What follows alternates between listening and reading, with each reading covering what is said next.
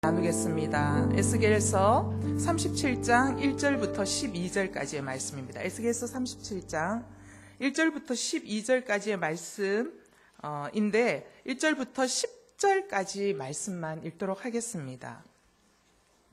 제가 먼저 읽고요. 여러분이 그 다음 절 읽고 한 절씩 교독하겠습니다. 37장 1절부터 10절까지 읽겠습니다. 여호와의 손이 내게 내려와서 여호와의 영으로 나를 이끌어 골짜기 가운데 데려다 놓으셨다. 그곳은 뼈들로 가득했다. 그분은 나를 뼈 주위로 지나가게 하셨다. 골짜기 바닥에 뼈가 아주 많았다. 그 뼈들은 매우 말라 있었다. 그분께서 내게 물으셨다. 사람아, 이 뼈들이 살아날 수 있겠느냐? 나는 말했다. 주 여호와여, 주께서 하십니다. 그러자 그분께서 내게 말씀하셨다. 이 뼈들에게 예언하더라. 그들에게 말하여라. 마른 뼈들아, 여호와의 말씀을 들어라. 이 뼈들에게 주 여호와가 이렇게 말한다. 내가 너희 안에 생기를 들어가게 할 터이니 너희는 살게 될 것이다. 내가 너희에게 힘줄을 붙이고 그 위에 살을 붙이고 그 위에 살갗을 덮고는 너희 안에 생기를 불어넣을 것이다. 그러면 너희는 살게 될 것이고 내가 여호와임을 알게 될 것이다. 그리하여 나는 명령받은 대로 예언했다. 그런데 내가 예언을 하자 덜그덕거리는 소리가 나더니 뼈와 뼈가 맞붙어서 뼈들이 함께 모였다. 내가 보니 힘줄과 살들이 뼈들 위에 올라왔고 살같이 그것들을 덮었다.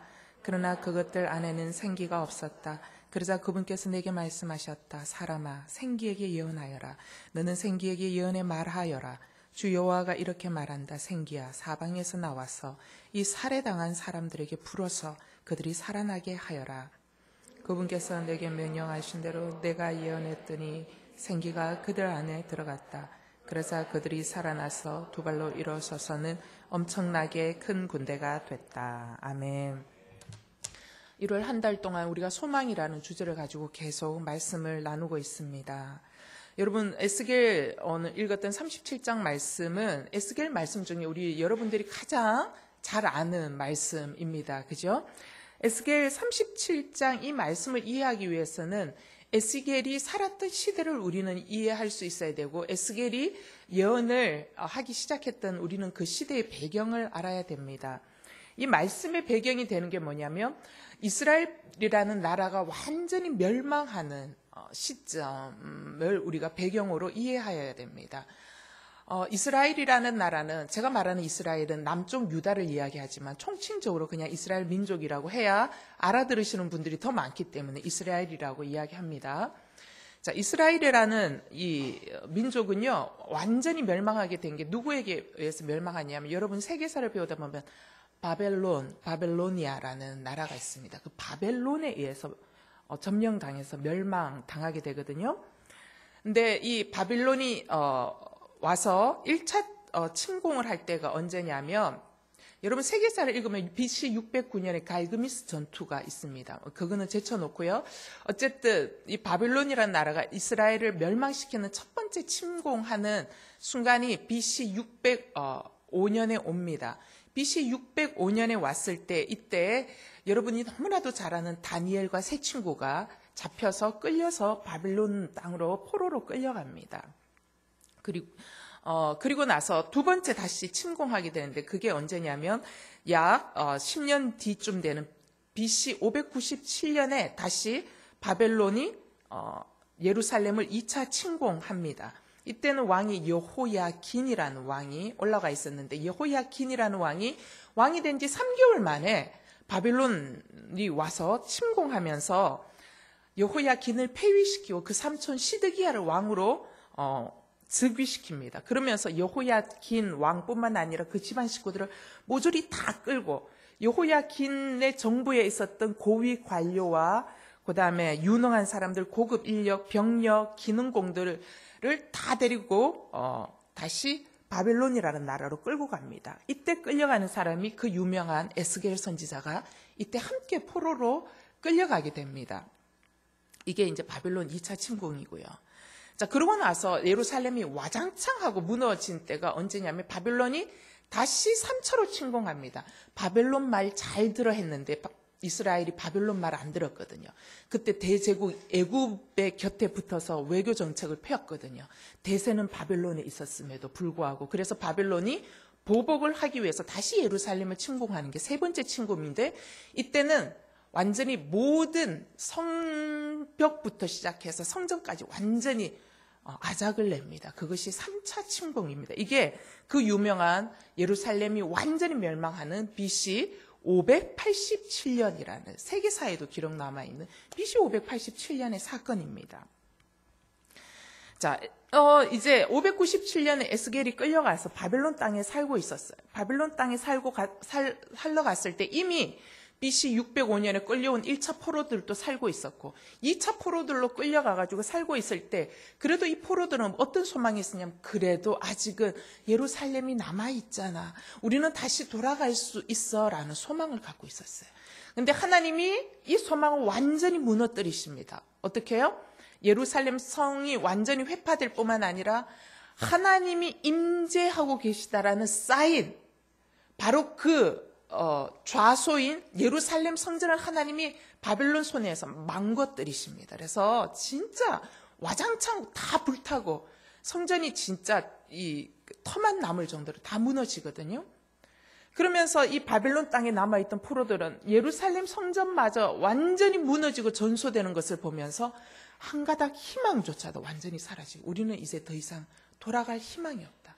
돌아가도 예배할 곳이 없고 돌아가도 있을 성전이 없고 돌아가서도 살 성곽 자체가 없는, 그야말로 이제는 나라 없는, 3차 침공에서 왕도 이제는 더 이상 세워지지 않는 나라 없는 완전 잃어버린 백성들이 됩니다. 희망이 완전히 사라집니다.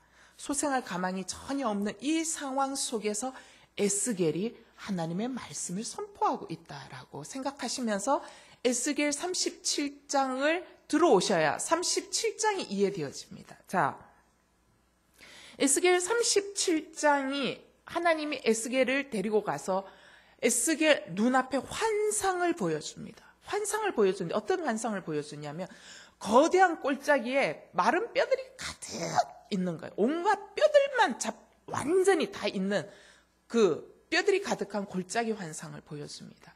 그 뼈들은 무덤 속에 들어가지 못해서 팽개쳐져 있는 뼈들이고 자결하는 태양빛 속에서 뼈들이 바싹 말라가지고 있는, 그야말로 진짜 바싹 마른 뼈들이 가득 담겨있는 골짜기 환상입니다. 여러분, 이 골짜기의 환상은 한마디로 무엇을 의미하냐면 더 이상 회생 불가능한 이스라엘의 현실을 그대로 보여주고 있는 환상이라는 것입니다. 이스라엘이라는 나라, 니네 절대로 소망이 없어. 이제는 살아날 힘이 희망조차도 보여지지 않는 민족이 너희 민족이야 라는 것을 보여주는 환상입니다.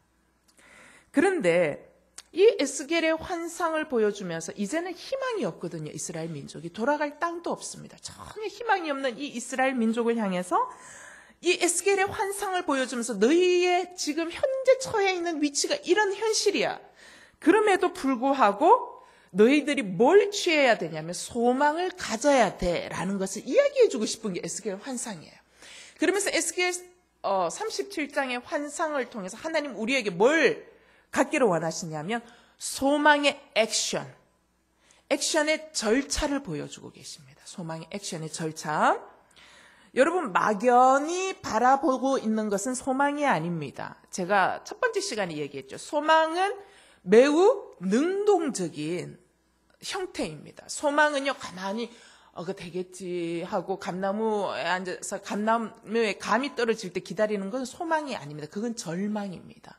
소망은 능동적인 행동이 함께 있는 것이 소망입니다. 내가 열심히 행동하면서 이루실 것을 바라는 것, 이게 소망이거든요.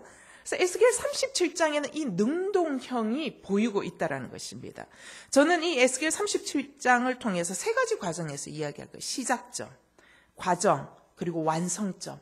이 세 가지의 절차를 통해서 우리가 소망을 향해서 나아가는 액션의 절차를 이야기해 주고 싶습니다. 자, 첫 번째, 4절에 보면 뭐라고 되어 있냐면, 그러자 그분께서 내게 말씀하셨습니다. 이 뼈들에게 예언하여라. 그들에게 말하여라. 마른 뼈들아, 여호와의 말씀을 들어라. 여러분, 마른 뼈들아 여호와의 말씀을 들으라라고 예언하라는 거예요. 여러분, 이 말은 뭐예요? 숱하게 뼈들이 늘려져 있어요. 그냥 뼈가 아니에요. 지금 이제 살가죽 벗겨지고 이제 말라가는 뼈가 아니라 이미 벗겨진 지 오래고 이미 수액이 다 지나고 이미 바싹 마를 대로 마른, 약간의 자극만 있어도 부스러기로 부스러뜨려 줄 수 있는 소망 없는 뼈다귀예요. 근데 이 소망 없는 뼈다귀를 향해서 하나님 뭐라고 얘기해요? 이 뼈들이 마치 살아있는 존재처럼 여기고 뭘 알아요? 여호와의 말씀을 들으라고 선포하라는 겁니다. 여러분, 여기에서 말하는 소망을 향한 액션 첫 번째 과정이 뭐냐면 관점의 변화라는 거예요. 여러분, 소망이 시작될 수 있는 시작점은 어디에서부터 오느냐?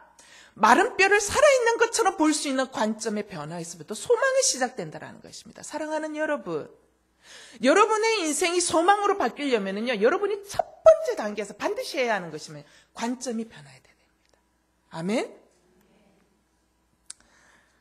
자, 여러분, 마른 뼈와 같은 상황을 바라보면서 이것들을 대언하기 위해서는요, 가장 먼저 내 안에 뭐가 있어야 되냐면 마른 뼈다라고 생각이 아니라 얘가 살아있구나라는, 살아있는 것처럼 바라볼 수 있는 관점의 변화가 있어야 할 수 있는 거예요. 여러분, 이거 마른 뼈인데 어떻게 얘기하겠어요? 살아있지 않다고 생각하는데 어떻게 말할 수 있겠어요? 미친 거지, 그거는. 그런데 이 뼈들이 살아있다라는 그 생각하는 관점의 변화가 있을 때 이 말도 나온다는 것입니다. 놀라운 변화의 시작점은 바로 나 자신에서부터 시작되어질 수 있다는 것이죠. 여러분, 여기에 물이 있습니다. 이거를 주스라 생각하고 마셨어요. 다 못 마셨는데 한 밥 모금 마셨다 생각합시다. 마셨더니 어떤 사람 보면 어머, 이렇게 맛있는 주스 내가 이렇게 많이 먹어, 반잔이나 남아서 대박, 반잔 더 먹을 수 있네, 이렇게 하는 사람이 있고, 어떤 사람 반잔 먹고 아까워 죽겠네, 이거 피 같은 주스, 이게 반잔밖에 안 남았어, 이렇게 얘기하는 거예요. 여러분, 똑같은 상황이지만 어떻게 해요? 보는 관점의 차이가 해석의 차이를 갖고 오고, 해석의 차이는 감정의 차이를 갖고 온다라는 것은 반응의 차이를 갖고 오죠. 여러분, 이 관점의 이 변화로 대박 신화를 만들어낸 이야기가, 실질적인 이야기가 있습니다. 일본에 가면 아이모리 현이 있습니다. 그게 유명한 아이모리 사과라는 게 굉장히 유명해요. 이 아이모리 현의 한 해는 어떤 일이 있었냐면 어마어마한 거대 태풍이 불어옵니다. 사과가 다 여물어 가는 그 시점에 거대한 태풍이 불어와서 그 현은요, 사과 농사로 1년을 먹고 사는 현이에요. 근데 거대한 태풍이 불어와서 90%의 사과가 다 낙과했습니다. 여러분, 90%의 사과가 다 낙과했다는 말은 뭐예요? 내년 1년 동안 어떻게 살아야 된다고요? 거지같이 살아야 된다는 겁니다. 먹고 살 게 없고 자녀 교육을 시킬 수 있는 것이 없는 거예요. 돈이 없다라는 것입니다. 그래서 90%의 사과가 다 낙과해서 떨어져 버렸습니다. 이랬을 때 이 상황에 대해서 그 마을에 살고 있는 사람들, 아오모리 현에 살고 있는 사람 99%의 반응은 어떤 반응이었냐면, 우리 망했다. 우리 이제 1년 동안 완전 빚더미에서 살아야 된다. 그 다음 해에 풍년이 져도 우리는 이 빚을 갚아 나가려면 앞으로 5년, 6년 계속 햇볕도 좋아야 되고 바람도 좋아야 되고 모든 것들이 완벽한 상태에서 이걸 지내가야 5년, 6년이 지나야 빚을 갚을 수 있다. 우리 이제 망했다. 라고 이야기하고 10% 남은 거 이거 팔아봤자 빚도 청산도 못할 뿐만 아니라 판다고 애쓸 뿐이지 우리 상황은 하나도 나아질 것이 없다라고 얘기했어요. 그래서 절망하고 있었어요. 그런데 그 마을의 한 청년은 다른 관점으로 생각한 거예요. 마침 낙과한 그 시즌이 어떤 시즌이 다가오고 있는 시즌이냐면 입시철이 다가오고 있는 시즌이었습니다. 여러분, 일본도 입시가 굉장히 중요해요. 한국만큼이나. 입시철이 다가오고 있는 이 시즌에 이 청년은 다른 관점으로 생각해요. 10%에 붙어있는 이 사과로 돈을 벌 수 있다는 거예요. 그러면서 이 청년이 뭐라고 이 사과를 붙였냐면은 엄청난 태풍에도 떨어지지 않고 붙어있는 사과, 합격 사과라는 이름을 붙인 거예요. 합격 사과. 이런 얘기 들어보셨죠, 여러분? 합격 사과라는 이름을 붙이면서 어떻게 해요? 10% 남아있는 이 사과 한 개에 10배의 가격을 붙여가지고 판 거예요. 그래서 어떻게 10%의 사과지만 어떻게 해요? 나머지 90%도 충당할 뿐만 아니라 10%의 더 이익을 붙여서 판매할 수 있는. 그래서 그 합격 사과가 대박 신화를 일궈내서 그때의 그 모든 태풍으로 떨어진 낙과를 다 막아내고도 엄청난 돈을 남길 수 있었던 사건이 있었습니다. 여러분, 모두가 한숨 쉬고 1년 어떻게 먹고 살아야 하나 하는데 한 사람의 다른 관점이요. 절망만 바라보던 사람들한테 희망의 탈출구를 열어줬다라는 것입니다. 여러분, 절망을 소망으로 바꾸는 역전의 시작은요, 관점의 변화에서부터 시작됩니다. 그렇습니다, 여러분. 오늘 본문 속에서 하나님은 에스겔을 향해서 뭐라고 얘기하냐? 뼈들을 향해 대언하라고 하십니다. 여러분, 에스겔도 눈이 있어요. 보는 눈이 있지. 뼈들을 보면 다 죽은 거지. 이거 어떻게 예언해요? 그죠? 근데 에스겔은 골짜기의 뼈들을 보면 불가능해 보였어요. 불가능해 보였는데 하나님이 에스겔을 향해서 질문하시는 거예요. 뭐라고 얘기하냐면 3절, 그분께서 내게 물으셨다. 사람아, 이 뼈들이 살아날 수 있겠느냐? 에스겔은 골짜기의 뼈들을 봤는데 살아날 가능성이 없어요. 가능성이 없는데 에스겔을 향해서 하나님이 질문하시는 거예요. 이 뼈들이 살아날 수 있겠느냐? 분명히 자기 눈에는 가능성이 없는데 주님이 질문하시니까 누가 봐도 불가능한 상황인데 왜 하나님이 굳이 물으시냐 말입니다. 굳이 왜 물으시냐는 이 얘기는 뭐냐면 하나님의 이 질문은 무엇을 이야기하냐면 지금 네가 놓치고 있는 것이 있다라는 뜻입니다. 무슨 말인지 아시겠습니까, 여러분? 이전과 다른 관점으로 뼈들을 바라볼 수 있도록 사고의 전환을 바꾸기 위해서 하나님 질문하고 계시는 거예요. 에스겔은 환상을 봤을 때 도저히 살아날 가망이 없는 뼈예요. 근데 주님이 물으세요. 사람아, 이 뼈들이 살아날 수 있겠느냐?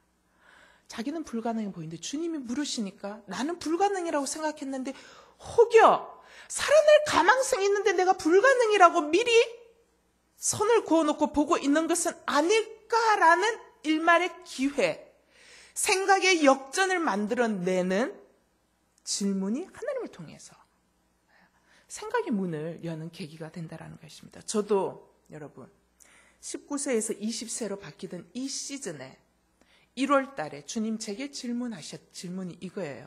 뭐라고 얘기하냐면 정희야, 제가 김정희예요. 정희야, 네가 과연 이런 가정 속에서도 견뎌낼 수 있겠느냐? 예전 같으면 제가 뭐라고 해야 되나? 절대로 못해. 말도 안 돼요. 하나님이 이 꼴로 만들었잖아요. 하나님 탓이에요. 나는 못해요. 저 가출할 거예요. 가정하고 연을 끊고 저 늘 가출을 묵상하고 살았거든요. 비행 청소년, 네, 비행기 타고 비행 청소년 비행하고 싶었던, 가정과 연을 끊고 살고 싶었던. 그러면서 아마 그때 물었으면 도망가고 싶어요. 저 도망갈 거예요. 불가능해요. 우리 가정이요? 답 없어요. 해답 없어요. 불가능하세요.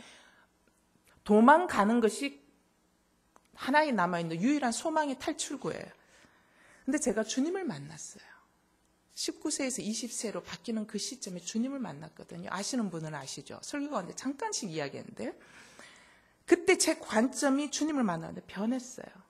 변하고 난 뒤에 주님이 제게 물었어요. 정희야, 네가 과연 이런 가정 속에서도 살아갈 수 있겠니? 견뎌낼 수 있겠니? 제가 뭐라고 대답한지, 살아볼게요. 견뎌내어 볼게요. 내가 이 상황을 한번 껴안아 볼게요. 왜냐하면 주님이 주신, 허락하신 상황이라고 저는 믿으니까요. 저 살아볼래요. 라고 대답이 바뀐 거예요. 여러분, 이게 중요해요. 이게 굉장히 중요한 시점이에요. 여러분, 최소한이라도 관점의 전환이 일어나야 소망을 향해 출발할 수 있어요. 여러분, 이 관점의 전환이 바로 소망의 시작점이에요.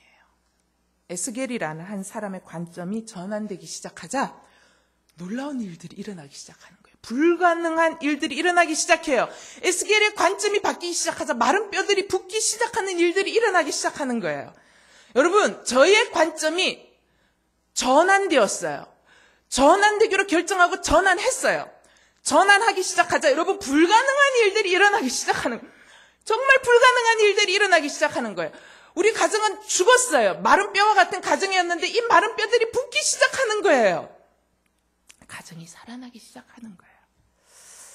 여러분, 에스겔의 환상 속에서 하나님은 오늘날 우리에게 무엇을 먼저 말하고 싶어 하시는가 하면은요, 소망이 안 보이는 상황은 소망이 없는 상황 때문이 아니다.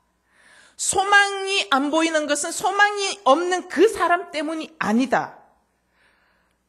소망이 없는 것은 소망이 없다고 결론 지어서 바라보고 있는 바로 나의 믿음 없음 때문이다 라는 것을 가르쳐 주시는 말씀, 에스겔 37장의 말씀이에요. 하나님은 오늘 우리에게 물으셔요. 사람아, 너의 자녀가 살아날 수 있겠느냐? 사람아, 너의 가정이 살아날 수 있겠느냐? 사람아, 이 한국 사회의 이 고질병이 고쳐질 수 있겠느냐? 사람아, 학교 폭력이 고쳐질 수 있겠느냐? 사람아, 이 한국 사회의 정의가 다시 살아날 수 있겠느냐? 사람아, 너의 그 죽을 병에서 살아날 수 있겠느냐? 사람아, 네 남편이 다시 살아날 수 있겠느냐? 하나님은 언제나 사건을 일으키시기 전에 우리의 믿음을 먼저 테스트 하신다는 것을 기억하십시오. 여러분, 하나님이 이렇게 물으실 때 우리는 어떻게 대답해야 합니까? 하나님이 원하시는 대답은 하나님이 함께 하시니 능히 살겠습니다 라는 게 하나님이 원하시는 대답이에요. 근데 그 대답 안 나와요, 여러분. 그래서 대답은 하나님이 함께 하시니 능히 살겠습니다. 아니면 아니요, 안 될 것 같습니다. 둘 중에 하나여야 하잖아요. 하나님 원하시는 대답은 첫 번째 대답이 하나님이 함께 하시면 능히 살겠습니다. 그런데 우리가 이 대답이 안 나와요. 이 대답이 안 나올 때는 최소한 여러분, 우리는 에스겔처럼이라도 대답해야 돼요. 어떻게 대답해야 돼요? 주께서 아시나이다. 소망은 하나님께 있습니다. 최소한 에스겔처럼이라도 우리가 대답할 수 있어야 됩니다. 여러분, 당신에게 문제 아들이 있다고 생각해 봅시다. 이 아들이 다시 바른 모습으로 돌아올 수 있을까? 여러분, 돌아올 수 있다는 믿음을 갖게 되기를 바랍니다. 그러나 여러분, 너는 안 돼. 아무래도 도저히 안 될 것 같다라는 소리는 적어도 하지 않으셔야 돼요. 최소한 여러분, 돌아오지 않을 것처럼 보여도 여러분, 우리는 주님에게 뭐라고 얘기해야 돼요? 주께서 아십니다라는 소망의 닻을 두어야 한다라는 것입니다. 여러분, 이렇게 해서라도 절망 속에 갇힌 내 눈을 하나님을 향하여 여러분 뜨도록 흔들어야 돼요. 히브리서 11장 1절. 믿음은 바라는 것들의 실체이며 보지 못하는 것들의 증거입니다. 바라는 것들이 뭐예요? 소망이에요. 소망. 맞습니까? 따라서 이 말을 이렇게 바꿀 수 있죠. 믿음은 소망의 실체다. 여러분, 그 소망이 실질적인 모습으로 드러나기 위해서 뭐가 필요하다고요? 믿음이 필요하다라는 것입니다. 그리고 3절에 이렇게 얘기합니다. 믿음으로 온 세상이 하나님의 말씀으로 창조됐고 따라서 보이는 것은 나타난 것으로 말미암아 지어지지 않은 것을 압니다. 뭐 복잡하죠? 이 얘기 쉽게 풀어서 얘기할게요. 우리 눈에 보이는 이 세상은 우리 눈에 나타나는 어떤 현상이나 실체로 된 것이 아니고 우리 눈에 보이는 현상은 보이지 아니하는 어떻게 해요? 하나님의 말씀으로 된 것이다라는 거예요. 여러분, 이 세상은 눈에 보이는 나무, 그다음에 해, 흙 이런 것들은 눈에 보이는 어떠한 실체로 만들어진 것이 아니라 눈에 보이는 것은 눈에 보이는 실체로 만들어진 것이 아니라 보이지 않는 뭐로 만들어졌어요? 하나님의 말씀으로 만들어진 거예요. 말씀은 보이는 것이 아니지 않습니까? 그러나 말씀 한즉 천지 만물이 창조되어지는 거예요. 우리 눈에 보이는 것은 보이지 않는 것으로 만들어졌다라는 것처럼 여러분, 눈에 보이는 것보다 더 중요한 것은 뭐라고요? 보이지 않는 것이 진짜 실제라는 것을 말하고 있는 거예요. 여러분, 우리가 눈에 보이는 것을 바라보기 위해서는 보이지 않는 뭐가 중요하다고요? 소망이 중요하고 보이지 않는 믿음이 중요하다라는 말씀입니다. 여러분, 하나님께서 우리의 인생을 에스겔이 본 환상과 같이 바싹 마른 뼈가 가득한 골짜기로 인도에서 나를 그곳에 두실 때가 있으셔요. 여러분, 그렇게 두실 때 하나님 왜 그렇게 하신다고 생각하세요? 여기에는 또 여러 가지 이유들이 있겠지만 그중 한 가지를 이야기하자면 하나님이 여러분으로 하여금 에스겔이 본 환상의 골짜기 가운데로 여러분의 인생을 끌고 갈 때 가장 큰 목적은 뭐냐? 여러분에게 관점의 변화가 어떤 놀라운 일을 시작하게 하는지를 경험하도록 하기 위해서 끌고 가세요. 끌고 가지 않으면 우린 그리로 가지도 않잖아요. 끌고 가야 그 경험 속에서 관점의 변화가 얼마나 놀라운 일들을 일으키는지를 경험할 수 있거든요. 여러분, 사람은 배운 만큼 안다라고 얘기해요. 그러나 내가 살아보니까 그 말이 진리는 아니더라고요. 내가 살아보니까 어떤 말이 더 진리냐면요. 실상은 사람은 배운 만큼 아는 게 아니라 사람은 경험한 만큼 알게 되더라고요. 여러분, 마른 뼈와 같은 상황을 경험해 본 적이 있으세요? 여러분, 집안에 돈이 바싹 마른, 그 옛날 어른들이 얘기하죠. 먹고 죽을래도 돈이 없다. 돈 먹고 죽고 싶어도 돈이 없어서 못 죽는다. 이런 얘기잖아요. 여러분, 돈이 바짝 마른 상황을 경험해 보셨는지. 아니면 여러분, 건강이 완전히 바싹 마른 상황을 경험해 보셨습니까? 아니면 가정의 온기가 바싹 말라버린 그런 상황을 경험해 보셨습니까? 아니면 여러분, 극심한 스트레스 속에서 마른 장작처럼 나의 심리 상태가 늘 불안한 노이로제 같은 이 불안 증세를 경험하면서 살아보신 적이 있는지요? 여러분, 이 중 한 가지만 만나도 너무 괴롭겠지요? 그죠? 예? 괴로울까요? 안 괴로울까요? 괴롭다. 예. 응답을 해줘요. 그 다음 제가 넘어가거든요. 여러분, 이 중에 한 가지만 만나도 굉장히 괴로워요. 근데 저는 5가지를 한꺼번에 만났어요. 이 5가지를. 저는요, 돈, 건강, 가정 해체, 그 다음에 심리적 불안 상태, 이런 것들을 한꺼번에 쓰나미처럼 맞이했거든요. 맞이한 그 시간이 10년이 지속이 됐어요. 10년. 10년의 시간을 경험하면서 지나왔어요. 소망이 있어요? 없어요? 소망 없어요. 여러분, 돈만이라도 없으면요, 소망이 있어요. 건강하고, 가정이 그래도 우애하고 하면은, 나가서 돈 벌자, 우리 돈 모아보자, 뭐, 으쌰으쌰 하면서 살아갈 희망이 있는데, 돈도 없어. 가족들, 식구들은 다 아파서 병원에 다가 몸져 다 누워있어. 여러분, 가정은요, 다 해체돼서, 다 뿔뿔이 다 찢어져서 다 해체되어서, 이런 상황 속에서 가족들은 다 정신적인 충격으로 다 환자예요. 정신병 환자예요. 이 속에서 이거를 버텨나가는 제가 제 10대의 이 멘탈리티로는 견딜 수 없어서 죽을 것 같은 이러한 거 한꺼번에 오는 거예요. 여러분, 소망의 빛이 찾아볼 수 없을 때, 칠흑 같은 어둠의 깊은 무게가 저를 짓누를 때, 여러분 숨조차 쉴 수 없을 때, 여러분 이럴 때 사람이 이런 상황을 만나면 뭘 묵상하는 줄 아세요? 죽음이요. 죽음이 희망으로 보여요. 마지막 가장 찬란한 소망으로 비치는 것이 뭔 줄 알아요? 죽는 것이 희망이구나. 죽는 것이 내가 앞으로 나아갈 수 있는 소망의 빛이다라는 생각이 드는 거예요.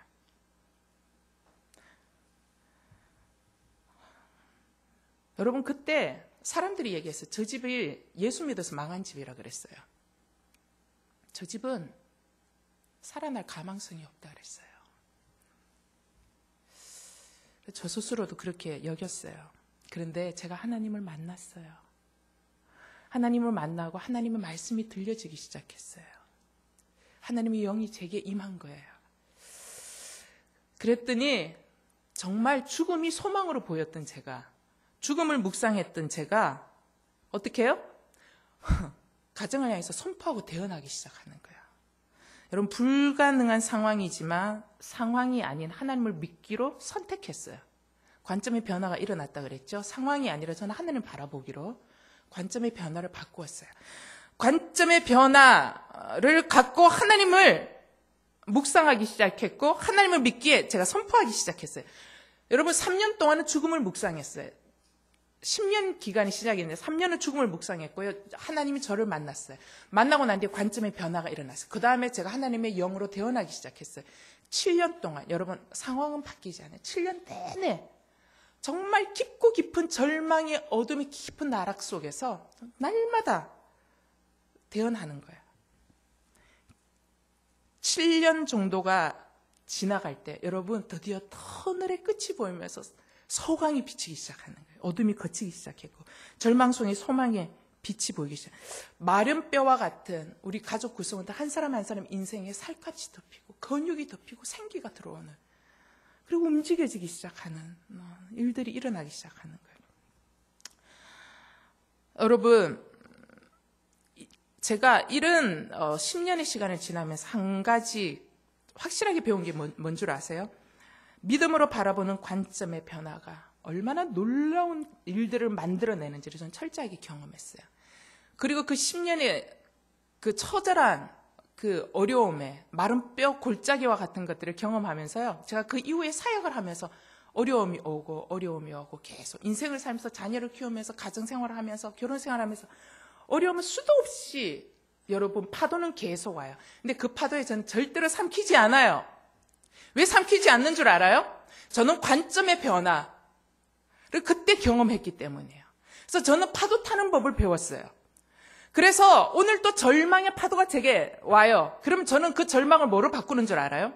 관점의 변화, 기도로 바꿔요.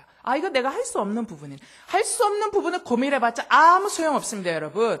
할 수 없는 부분은 얼른 기도로 바꾸셔야 돼요. 얼른 기도로 바꾸면 소망이 꿈틀거려요. 나는 아무것도 한 게 없는데 기도하면서 열심히 살았어요. 그런데 바뀌는 거예요. 그러면서 이 10년의 시간을 지나면서 믿음이 성장하는 거예요. 여러분, 믿음은 하루아침에 이렇게 성장한다? 거짓말이에요. 그 사이비예요. 하나님은 언제나 오늘을 중요하게 여기시는 분이에요. 하나님은 오늘 나의 믿음을 다지기는 것들을 원하시는 분, 오늘 훈련을 시키시는 분이에요. 아시겠어요? 그 훈련을 당할 때는 쉽지 않죠. 여러분, 인생은 고난이에요. 그러나 고난 속에 믿음이 성장되면서 바라보는 하나님을 바라보면서 소망까지 나아가는 것은 고난을 넘어서는 큰 기쁨과 은혜가 있는 거예요. 그래서 감사할 수 있는 거예요. 이게 역설이에요. 여러분, 믿음을 한 번에 성장하지 않아요. 여러분, 권투 선수들이 이렇게 하잖아요. 이렇게 툭툭 날리는 거 뭐라 그러는 줄 알아요? 전문 용어로 잽 날린다 그래. 잽. 이렇게 해요. 잽 하다가 이렇게 한 방 때리면서 확 넘어지면 그걸 뭐라 그래요? KO승이라 그래요. 여러분, 저는 예전에 KO가 뭐 한번 어떻게 하다가 땡 하고 종쳐서 이렇게 하다가 뭐 이렇게 하다가 한 번 어떻게 하다가 휘둘렀는데 이게 맞아가지고 KO 되는 줄 알았어요. 근데 권투 선수들에게 물어보니까 그거 아니래요. 그 한 방에 KO가 오기 전에 상대 선수는 그 KO패 당하기 전에 수많은 잽을 맞았기 때문에 어느 순간 이게 막 먹혀 들어가면 KO패 된다라는 거예요. 여러분, 인생 속에 만나는 마른 골짜기와 같은 상황은요, 믿음의 잽을 계속 날릴 때, 그죠? 무너질 것 같지 않던 든든한 아성이 와르르 무너지는 거예요, 한순간에. 아시겠어요? 저도 7년이라는 시간이 지나가고 7년 동안 기도를 심고 나니까 어느 한순간에 이게 균열이 되면서 균형이 무너지면서 와르르 무너지더라고요. 무너뜨릴 수 없을 것만 같은 태산을 무너지게 하는 능력을 키우는 시간이 바로 이러한 시간입니다. 따라서 여러분, 마른 뼈와 같은 나의 자녀를 마른 뼈로 대하지 말고 살아있는 군사로 여기고 대할 수 있게 되기를 바랍니다. 아멘. 제가 저희 아들이 늘 기도 제목이에요. 늘 부실한 아들을 내가 이제 같이 함께 동거하고 사는데, 제가 이제 저희 아들을 바라볼 때 너무 소망이 안 생겨서 제가 이 소망을 좀 생겨야 되겠다 하면서 결정하고 내린 게 뭐냐면, 중학교 3학년 때부터, 그전에는 아들 이렇게 핸드폰에 아들이 전화 오면 아들 이렇게 떠요. 근데 중3 때부터 제가 바꿨어요. 아들의 이름을 뭐로 바꿨냐면 크게 될 놈 이렇게 바꿨어요. 그래서 우리 아들이 전화 오면 딱 떠요. 핸드폰에 크게 될 놈 이렇게 떠요. 그래서 어제도 우리 아들이 전화 오니까 우리 딸이 받으면서 엄마 크게 될 놈에게 전화 왔어요. 이렇게 얘기해요. 여러분, 제가 왜 크게 될 놈이라고 굳이 이렇게 썼겠어요? 제 안에 스물스물 올라오는 절망하고 이렇게라도 싸워보고 싶은 거예요. 이렇게라도 선포하고 싶어서 그렇게 하는 거예요. 사랑하는 여러분, 이렇게 해서라도 여러분의 절망과 싸울 수 있다면, 그래서 믿음을 선포할 수 있다면 이렇게 해볼 수 있게 되기를 바랍니다. 여러분, 마른 뼈와 같은 나의 남편을 마른 뼈로 대하지 말고 하나님의 군사로 여기십시오. 그래서 크게 될 남편, 성령 충만할 남편, 뭐 그런 이름으로 바꾸셔서 끊임없이 축복할 수 있게 되기를 바랍니다. 이게 소망의 시작이에요. 소망이 시작되는 시작점은 관점을 변화시키는 바로 나로부터 시작됩니다. 하나님은 37장 통해서 에스겔의 관점을 바꾸는 것으로부터 소망 없는 이스라엘의 나라를 소망 있는 이스라엘 백성으로 만들어가고 계십니다. 자, 이게 소망을 향한 역전의 시작점이 관점의 변화에서부터 시작되고요. 두 번째는 소망을 향한 이제 관점의 변화에서 스타트 했죠. 그러면 걸어가야 되잖아요. 걸어가는 이 과정 속에서 여러분 이 역전을 계속 진행해 나가기 위해서는 뭘 해야 되냐면 말씀을 매일 붙드셔야 돼요. 지난주에도 동일하게 얘기했지만 이번 주에도 동일하게 이야기합니다. 여러분 내 생각과 말이 아닌 하나님의 말씀을 붙드셔야 됩니다. 5절 말씀에 뭐라고 얘기해? 이 뼈들에게 주 여호와가 이렇게 말한다. 내가 너희에게 생기를 들어가게 할 테니 너희는 살게 될 것이다. 그 다음 9절에 사람아 생기에게 예언하여라. 주 여호와가 이렇게 말한다. 생기가 사방에서. 그리고 나서 10절 뭐라고 얘기해? 그분께서 내게 명령하신 대로 내가 예언했더니. 여러분 중요한 포인트입니다. 하나님이 명령하신 대로 예언하는 것입니다. 이 얘기는 뭐예요? 내 생각과 말로 선포하지 말라는 거예요. 뭘 선포하라는 거예요? 하나님의 생각을 선포하라는 거예요. 하나님의 말씀을 선포하라는 거예요. 하나님의 기대치를 그대로 선포하라는 겁니다. 하나님은 에스겔 예언자에게 너의 생각을 말하라고 하지 않으셨어요. 뭐라고요? 에스겔 자신의 말도 던지라고 하지 않으셨어요. 뭘 하라고요? 에스겔 자신을 보내신 하나님의 말씀을 그대로 선포하라라고 말씀하십니다. 소망은 여러분 내 생각과 내 경험에서 나오는 거 아닙니다. 사람들의 생각과 경험과 이론에서 나오는 것은요 예상이라고 하지 소망이라고 하지 않아요. 여러분 경험하고 이론이 쌓이고 뭐가 쌓이면 어느 정도 예상할 수 있죠. 그죠? 그거는 예상이고 예측이지요. 소망이라고 우리는 표현하지 않아요. 그런데도 불구하고 오늘 우리는요. 자신의 생각과 경험을 믿으려고 하는 경향이 다분히 있어요. 나를 믿으려 하고 틀리는데도 불구하고 오늘 나를 믿으려 하고 또 돌아가는 상황을 믿으려 하는 경향이 있다는 것입니다. 여러분 마른 뼈와 같은 상황을 역전시키는 소망을 계속 붙들기 위해서는 하나님의 말씀이 필요합니다. 매일 우리는 말씀을 붙들어야 돼요. 여러분 저는요 관점의 변화로 믿음으로 싸워 나오기를 결정했어요. 근데 여러분은 믿음으로 싸워 나가는 게 쉬웠을까요? 어려웠을까요? 어려워요. 여러분 소망은 내가 관점이 변한다고 하루아침에 소망이 이루어지지 않아요. 여러분 소망이 이루어지는 것을 보기 위해서 날마다 여러분 우리가 뭘 해야 되는 줄 알아요? 날마다 내게 올라오는 절망과 싸우셔야 돼요. 근데 그 절망은요 절망과 싸울 수 있는 힘은 내 안에 없어요. 여러분 그때 제가 했던 게 뭐냐면 매일 하나님의 말씀을 붙들었어요. 절박하게 붙들었어요. 절박하게. 매일 하루를 시작하기 전에 1시간 동안 하나님의 말씀을 읽었어요. 말씀을 읽으면서 오늘 내가 붙들 말씀이 무엇인가를 그때는 제가 큐티를 몰랐을 때거든요. 큐티라는 것들이 이렇게 교회에서 가르쳐 준 적도 없고 그런 걸 들어보지도 못했기 때문에 84년도에 혼자서 매일 1시간씩 성경을 읽으면서 오늘 내가 하나님의 말씀을 붙들 것은 무엇인가? 나의 이 절박한 상황 속에서 나는 무엇을 붙들 것인가? 정말 절박한 심정으로 읽는 거예요. 그렇게 절박한 심정으로 말씀을 머릿속에 담는 게 아니라 그냥 먹어버렸어요. 먹고 그 말씀이 내 윗속에 내려와서 그 말씀이 내 뼈와 살과 모든 이 속을 돌아다니게끔 만드는 거예요. 절박하게. 여러분 하나님의 말씀으로 소망을 내 안에 내 영혼 안에 내 심령 안에 가득 채워야 내 주변에 가득한 절망과 이겨나갈 수 있어요. 그러면 그날 하루 먹은 걸로 그 절망하고 계속 싸워요. 아니요. 절망이 얼마나 많은지 절망이 얼마나 깊은지 절망이 얼마나 깜깜한지 그날 하루 먹은 걸로 겨우 싸울 수 있는 거예요. 그 다음날에 절망과 싸우기 위해서는 그 다음날에 소망을 나는 먹어야지만 살 수 있었다는 것입니다. 여러분 인간의 긍정적인 소망도요 사람으로 하여금 힘이 나게 해요. 하물며 능력 그 자체이시고 생명력 그 자체이신 하나님의 말씀은 얼마나 우리에게 큰 능력이 있겠냐라는 것입니다. 여러분 항공기 조종사들이 훈련할 때 훈련 내용 중에 훈련할 때 뭘 하는 줄 알아요? 시계 비행이 있고 계기 비행이 있어요. 시계 비행, 이 시계가 아니고요. 시야로 이렇게 바라본 시계 비행이 있고, 그 다음 계기 비행이 있거든요. 근데 조종사는 비행하다 보면은요, 파란 하늘 보잖아요. 파란 하늘과 바다가 똑같아 보여요. 순간 착각할 수 있어요, 여러분. 이게 비행기가 뒤집혔냐, 나도 모르게. 그러면서 하늘을 바다로 착각하는 순간 큰 위험이 추락하는 거예요. 특별히 그 파일로트 중에서 전투 비행하는 수시로 이렇게 돌잖아요. 그랬을 때 자기 눈을 믿으면은요 반드시 나락으로 떨어져요. 그래서 비행 훈련하는 사람들에게는 네 눈을 절대로 믿지 마라. 네가 보는 거를 절대로 믿지 마라. 네가 느끼는 감각을 절대로 신뢰하지 마라고 이야기해요. 뭘 신뢰하냐면 계기판. 계기판이 하늘이라면 하늘인 거야. 계기판이 땅이라면 땅인 거야. 절대로 네 눈을 신뢰하지 말고 반드시 계기판을 집중하라라고 이야기를 합니다. 그래야 사고를 막을 수 있다라고. 내 눈을 믿으면 속는다라고 이야기해요. 여러분 그렇습니다. 내 눈을 믿으면 속아요. 환경을 믿으면 속아요. 자신의 경험을 믿으면 속는 거예요.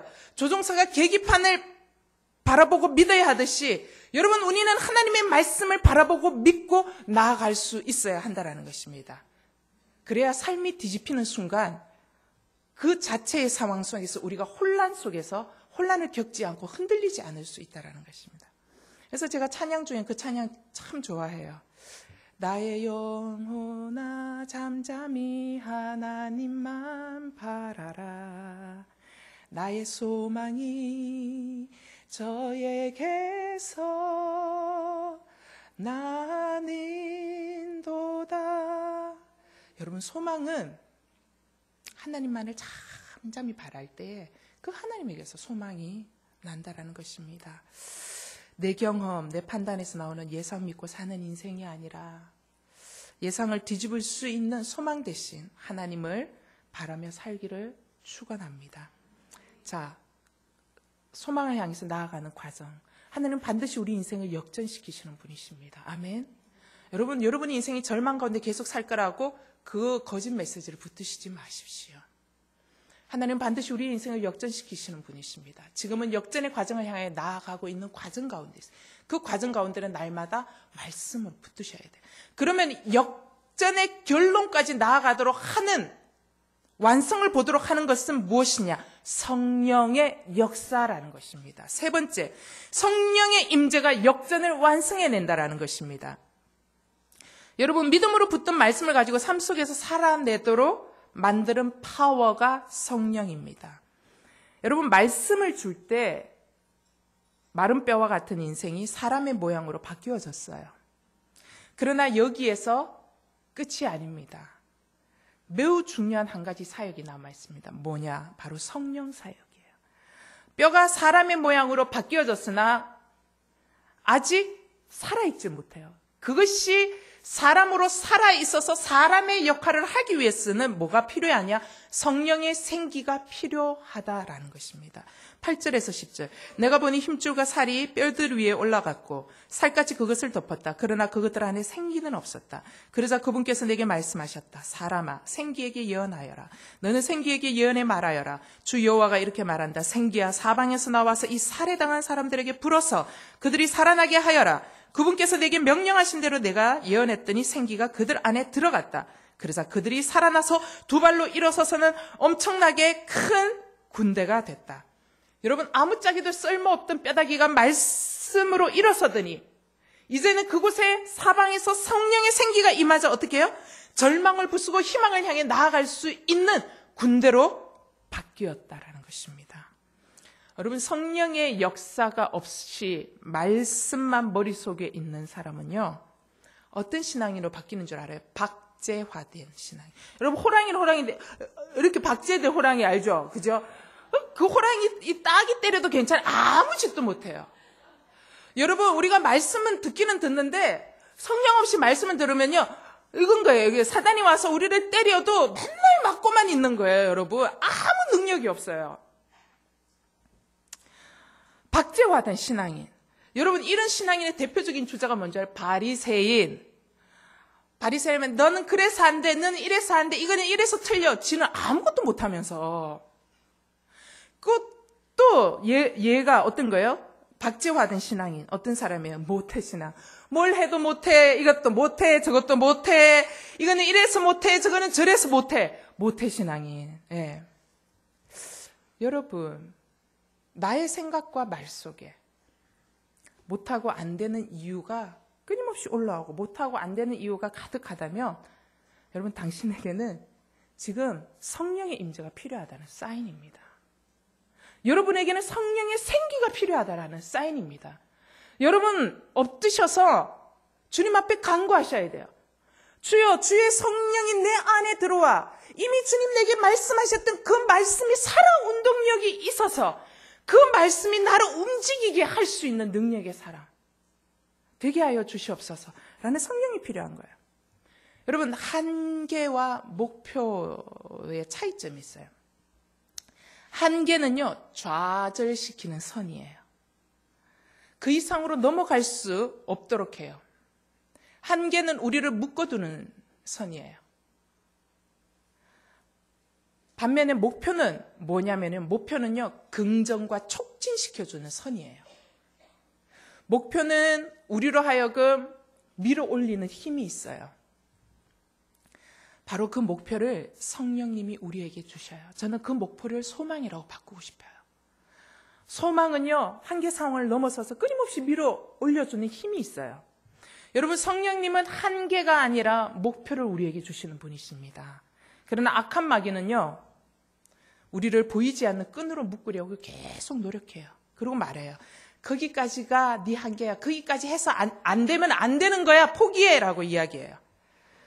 그 이상은 못 가. 네 나이에 뭘 할 수 있겠어? 네 능력으로 뭘 하겠니? 네 상황을 봐. 지금 그게 가능하겠어? 라고 이야기합니다. 여러분, 실험지를요, 유리상자 안에 가두고 실험을 했어요. 유리상자 중간에 유리막으로 막고 그 위에 요만큼 띄워놓고 유리상자 안에 칸막이 건너편에 치즈를 갖다 내서 치즈 냄새를 막 풍겼어요. 쥐가 치즈를 먹으러 뛰어가는데 어떻게 해요? 유리 칸막이에 부딪히잖아요. 계속 반복해요. 그러다가 이러한 실험을 며칠 내내 반복하다가 하루는 이 칸막이를 떼놔요. 쥐가 갈까요? 안 갈까요? 쥐 안 가요. 치즈를 향해 가지 않아요. 유리막을 치워놔도. 왜냐하면 이미 가도 소용없다라는 게 이미 마음 가운데 믿음으로 체계로 자리 잡혀버린 거예요. 유리막이 뭐예요? 한계예요. 우리는 몇 번 시도하다가 안 되면 안 된다라고 우리는 어떻게 해요? 믿어버리는 거예요. 절망을 믿어버리는 거예요. 사단이 우리에게 절망의 믿음을 심어준 거예요. 우리는 사단이 주는 믿음을 취하여 버린 거예요. 여러분, 우리의 삶 가운데 만나는 유리막이 뭐예요? 우리의 삶 가운데 만나는 유리막은 마른 뼈다귀와 같은 절망의 상황이에요.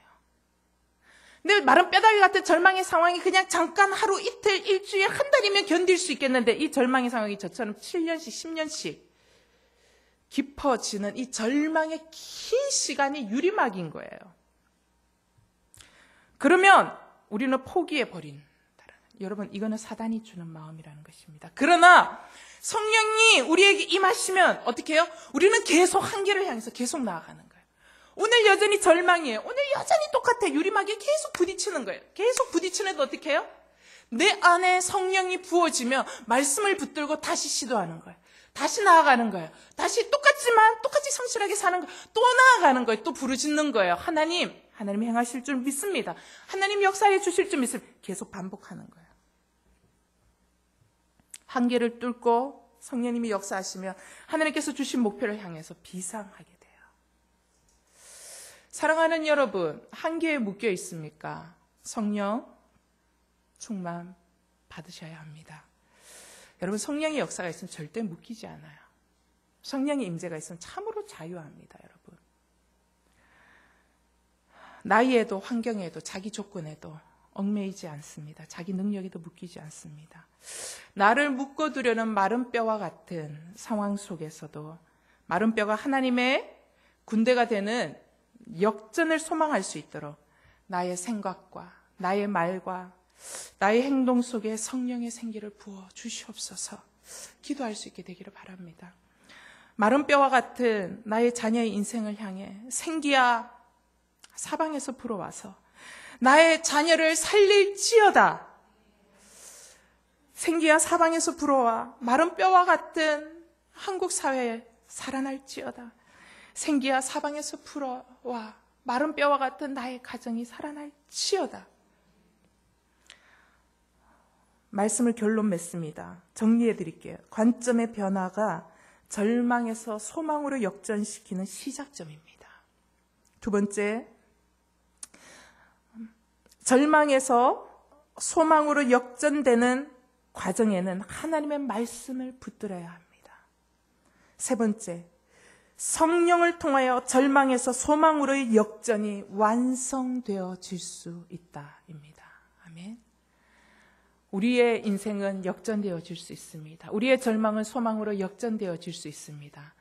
오늘 또 새 일을 향하실 하나님을 바라보며 여러분의 절망을 꺾어버리고 소망을 향하여 믿음의 관점을 가지고 말씀을 붙들고 성령의 생기를 통하여 달려갈 수 있는 여러분이 되시기를, 2015년 되시기를, 절대로 멈추지 않게 되기를 주님의 이름으로 축원합니다.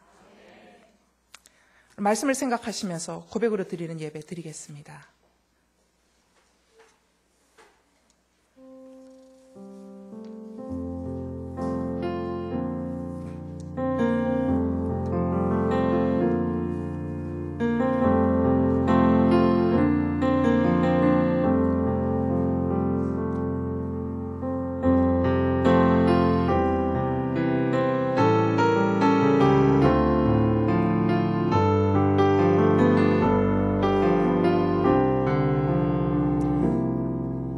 여러분의 고백을 글로 쓸 때 정리가 되고요. 여러분의 믿음의 고백이 글로 나와야 돼요.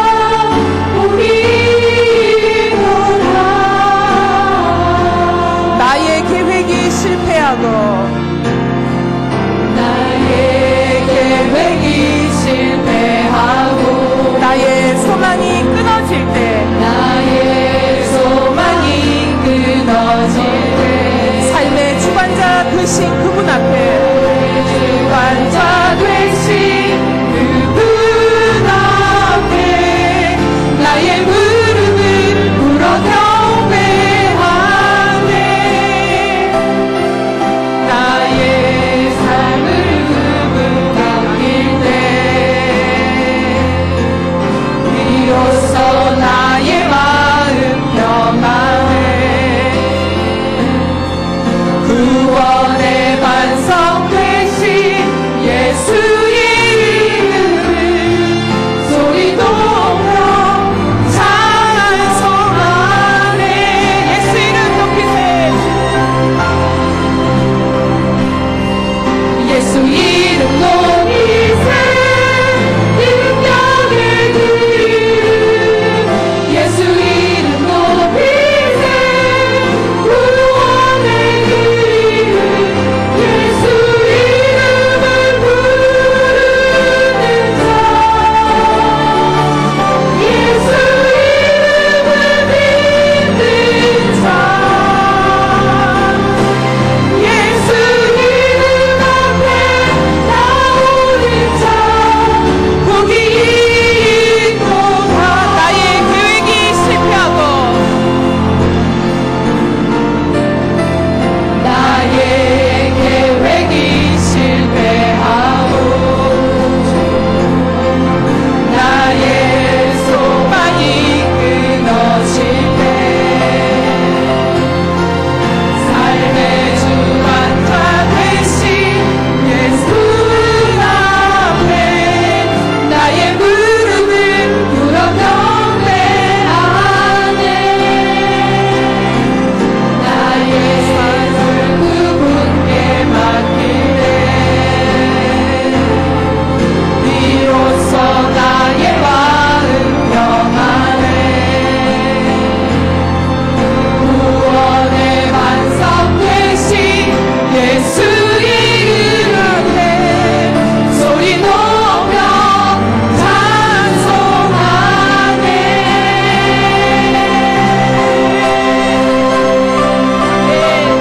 예수 이름 높이세. 능력의 이름 예수 이름 높이세. 구원의 그 이름 예수 이름을 부르는 자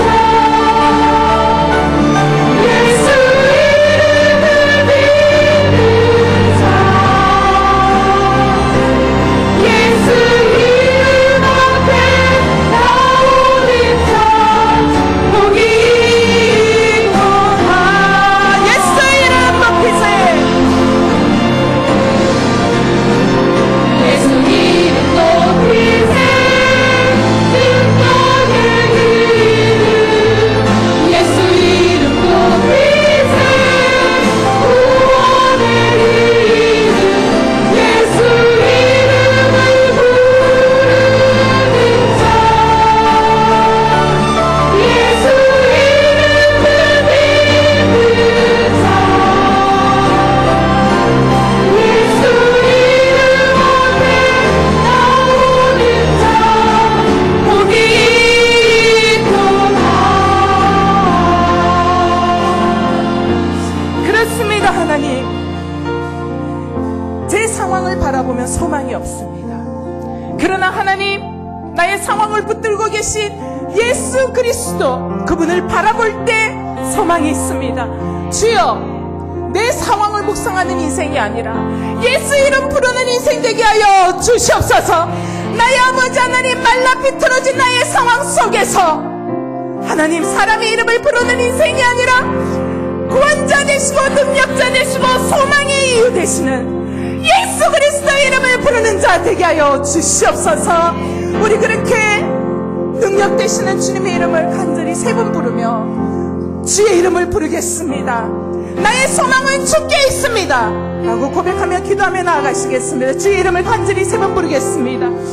주여, 주여, 주여. 아버지 그렇습니다. 하나님, 내 인생을 바라볼 때에 답이 없습니다. 하나님, 상황을 바라볼 때에 답이 없습니다. 사람을 바라볼 때에 답이 없습니다. 하나님, 사건을 바라보면 답이 없습니다.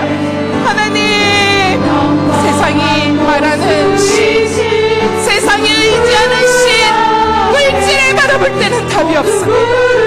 주님, 이 모든 것들이 없어질지라도 주여 아버지 하나님, 내 안에 여전히 소망이 가득하고 주여 내 인생을 붙들고 계신 예수 그리스도 그분이 계시기 때문입니다.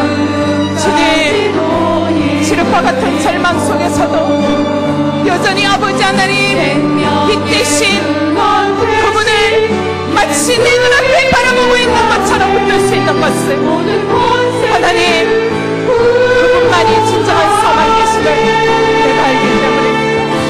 주님, 우리의 입술 가운데, 우리의 마음 가운데, 우리의 생각 가운데, 우리의 사건 가운데, 우리의 상황 가운데, 우리의 문제 가운데, 우리의 눈물 가운데, 우리의 고민 가운데 주 예수 그리스도를 전하고 주 예수 그리스도의 이름으로 선포합니다. 주 예수 그리스도의 능력이 임하기를 선포합니다. 아버지, 내가 나서는 예수 그리스도 이름으로 나의 아들의 삶 가운데 주 예수 그리스도의 보혈의 능력이 흘러갈지어다. 예수 그리스도 이름으로 명하노니 나의 딸의 아버지 하나님 모든 상기가 문제 가운데 주 예수 그리스도의 보혈이 올라갈지어다. 주여 주 예수 그리스도를 붙들면 일어날 수 있습니다. 내가 은과 금은 내게 없으나 내게 있는 것으로 내게 있으나니 곧 나사렛 예수 그리스도의 이름으로 명하노니 일어나 걸어라. 주여 아버지 하나님, 날 때부터 우리는 안진뱅이처럼 하나님 고칠 수 없을 것만 같은, 하나님 바뀔 수 없을 것만 같은 하나님 장애의 문제가 있습니다. 하나님 절망이라는 장애 가운데서 걷던 하나님, 나는 이곳에서 일어날 수 없을 것만 같은, 이것이 마치 나의 운명일 것만 같은 하나님 아버지 장애를 향하여 주님은 찾아오십니다. 그리하여 하나님 아버지 은을 구하고 금을 구하고 아버지 하나님 나의 문제를 해결하여 주실 그분 예수 그리스도를 구한 것이 아니라 하나님 대체물로 바꾸어 버렸던, 세상이 대체물로 바꾸어 버렸던 하나님, 그 나의 삶의 자리에 오셔서 가장 필요한 분 예수 그리스도의 이름을 명하시면서 너의 앉은 자리에 들고 일어나 걸어갈지어다. 주님, 나는 걸을 수 없으리라고 생각했습니다. 하나님, 나는 달려갈 수 없을 것이라 생각했습니다. 하나님, 나는 여전히 절망 속에서만 살아야 된다고 생각했습니다. 하나님, 나는 이곳에서 벗어날 수 없는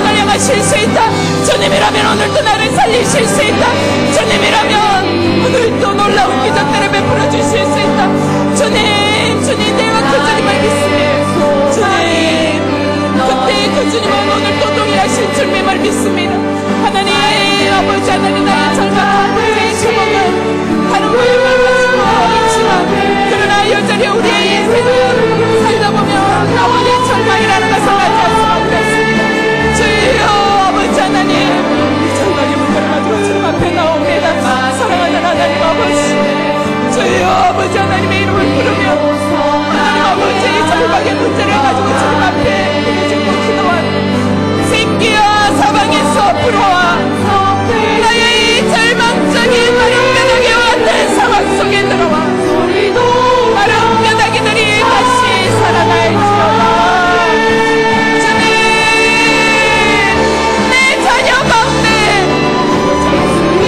내 가정 가운데 아버지 한국사회 절망의 원자는 여기 속에서 찾아볼 수 없는 소망의 걸음, 소망의 역사를 인도하여 주시옵소서. 살아계신 아버지,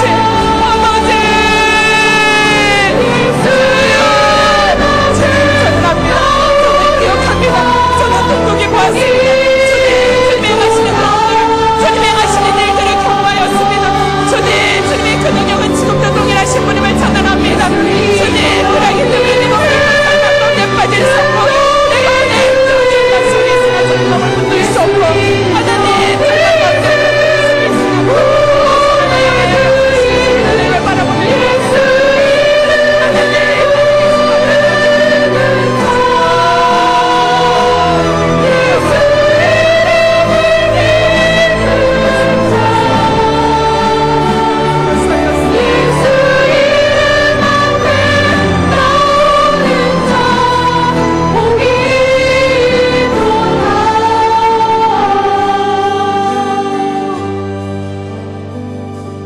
생기야, 사방에서 불어와 마른 뼈와 같은 나의 가정을 살릴지어다.